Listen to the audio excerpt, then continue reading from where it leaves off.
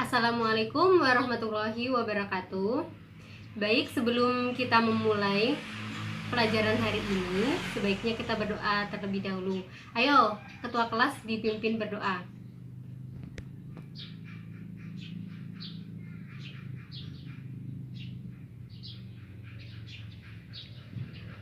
Baik, hari ini sebelum kita memulainya, kita absen terlebih dahulu ya. Siapa yang tidak hadir? Alhamdulillah hadir semua ya. Minggu kemarin kita sudah belajar tentang masa kejayaan yang dinantikan. Nah, minggu ini kita akan belajar tentang perilaku taat, kompetisi dalam kebaikan, dan etos kerja. Minggu kemarin Ibu telah memberikan kalian untuk membaca materinya. Apakah sudah dibaca? Alhamdulillah kalau sudah. Oke, kita mulai materi pada hari ini, yaitu perilaku taat, kompetisi dalam kebaikan, dan etos kerja. Yang pertama kita akan membahas tentang pentingnya taat pada aturan. Ada yang tahu apa itu taat? Nah, taat memiliki arti yaitu tunduk kepada Allah, kepada pemimpin, dan lain sebagainya. Tidak berlaku curang dan setia. Ada yang tahu tentang pengertian aturan? Nah, aturan adalah tindakan atau perbuatan yang dilakukan atau dijalankan. Taat pada aturan adalah sikap tunduk kepada tindakan atau perbuatan yang telah dibuat dengan baik oleh Allah Subhanahu wa Ta'ala, nabi, pemimpin, dan lain sebagainya. Di sekolah tentunya kita mempunyai aturan ya. Di rumah juga kita mempunyai aturan, dan di masyarakat juga mempunyai aturan, dan dimanapun kita berada pasti ada aturannya. Aturan itu dibuat tentunya saja untuk mencapai tujuan, yaitu ketertiban dan ketenteraman. Mustahil jika aturan itu tidak memiliki tujuan. Maka karena itu kita diwajibkan untuk taat terhadap aturan yang berlaku. Aturan yang paling tinggi adalah aturan yang dibuat oleh Allah Subhanahu wa Ta'ala, yaitu terdapat pada Al-Quran. Sementara yang di bawahnya itu ada yang dibuat oleh Nabi, yaitu sunnah dan hadis. Selanjutnya yaitu aturan yang dibuat oleh pemimpin, seperti baik pemimpin pemerintah, pemimpin negara, pemimpin daerah, maupun pemimpin yang lainnya, termasuk juga pimpinan dalam keluarga. Peranan pemimpin sangatlah penting. Sebuah institusi dari terkecil sampai institusi terbesar tidak akan tercapai kestabilannya tanpa adanya pemimpin. Tanpa adanya seorang pemimpin dalam sebuah negara, tentulah negara tersebut akan menjadi negara yang lemah dan mudah terombang-ambingkan oleh kekuatan luar. Oleh karena itu, Islam memerintahkan umatnya untuk taat kepada pemimpinnya. Dengan ketaatan rakyat kepada pemimpinnya akan terciptalah keamanan, ketertiban, dan kemakmuran. Oke, kita buka Al-Qur'annya terlebih dahulu. Itu ada dalam Quran surat An-Nisa ayat 59. Baik, ayo kita baca bersama-sama terlebih dahulu. A'udzu billahi minasyaitonir rajim. Bismillahirrahmanirrahim. Ya ayyuhalladzina amanu atiiullaha wa atiiur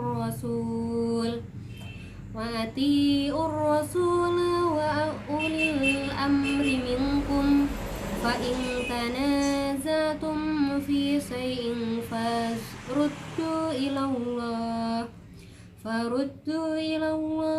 wa rasuli in kuntum tu'minuna billahi wal yawmil akhir dzalika khairu wa ahsanu ta'wila. Ada yang tahu artinya? Artinya yaitu, wahai orang-orang yang beriman, taatilah Allah dan taatilah Rasul, yaitu Muhammad dan ulil amri, pemegang kekuasaan, di antara kamu. Kemudian jika kamu berbeda pendapat tentang sesuatu, maka kembalikanlah kepada Allah, yaitu pada kitab Al-Quran, dan Rasul, yaitu pada sunnahnya. Jika kamu beriman kepada Allah dan hari kemudian, yang demikian itu lebih utama baik bagimu dan lebih baik akibatnya. Dalam Quran surat An-Nisa ayat 59 yang telah kita bacakan tadi, itu Allah memerintahkan kepada kita untuk mentaati peraturan Allah Subhanahu wa taala, perintah Rasul dan ulil amri. Yang selanjutnya yaitu kompetisi dalam kebaikan. Hidup kita itu adalah kompetisi ya. Bukan hanya untuk menjadi yang terbaik, tetapi juga kompetisi untuk meraih cita-cita yang diinginkan. Kompetisi harta, kekayaan, kompetisi usaha pekerjaan, kompetisi jabatan atau kedudukan, dan kompetisi lainnya, yang semuanya itu adalah fata morgana. Indah menggoda, tetapi sesungguhnya tiada. Itulah kompetisi yang menipu. Bahkan hal yang sangat memilukan ialah tak jarang dalam kompetisi itu selalu diiring dengan suuzon atau berburuk sangka. Bukan hanya kepada manusia, tetapi juga kepada Allah Subhanahu wa ta'ala. Lebih merugi lagi jika rasa iri dan rasa ria itu ikut bermain dalam kompetisi tersebut. Lalu bagaimanakah selayaknya kompetisi bagi orang-orang yang beriman?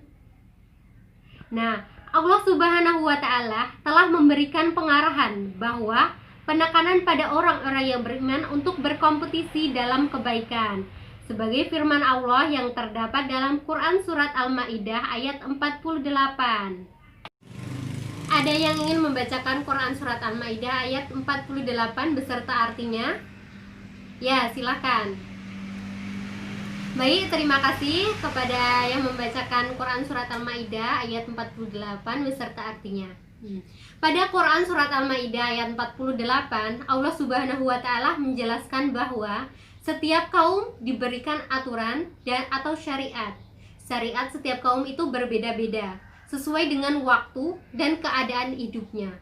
Meskipun mereka berbeda-beda, yang terpenting adalah semuanya beribadah dalam rangka mencari ridho Allah Subhanahu wa ta'ala atau berlomba-lomba dalam kebaikan. Yang terakhir, etos kerja. Bekerja adalah kodrat hidup, baik kehidupan spiritual, intelektual, fisik, biologis maupun kehidupan individual dan sosial dalam berbagai bidang. Seseorang layak untuk mendapatkan predikat yang terpuji serta potensial, aktif, dinamis, produktif, atau profesional semata-mata karena prestasi kerjanya.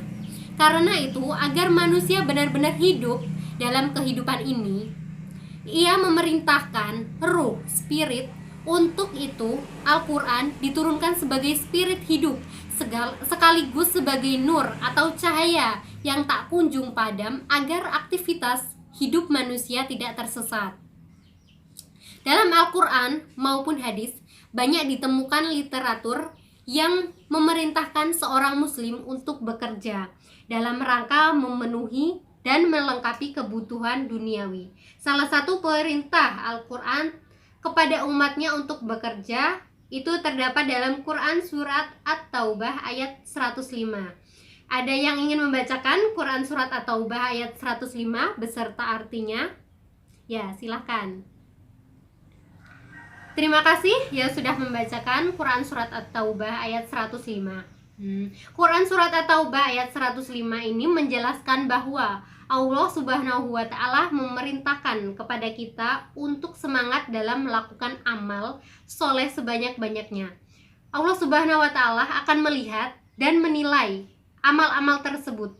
Pada akhirnya seluruh manusia akan dikembalikan kepada Allah Subhanahu wa ta'ala dengan membawa amal perbuatannya masing-masing. Karena yang berbuat baik akan diberi pahala atas perbuatannya itu.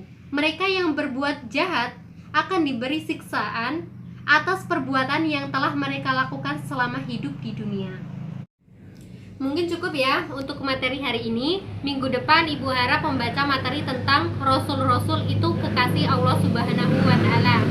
Mungkin cukup hari ini Ibu akhiri. Wassalamualaikum warahmatullahi wabarakatuh. Sekian video dari saya, semoga bermanfaat. Apabila ada kesalahan, saya minta maaf, dan kepada Allah saya mohon ampun. Saya akhiri. Wassalamualaikum warahmatullahi wabarakatuh.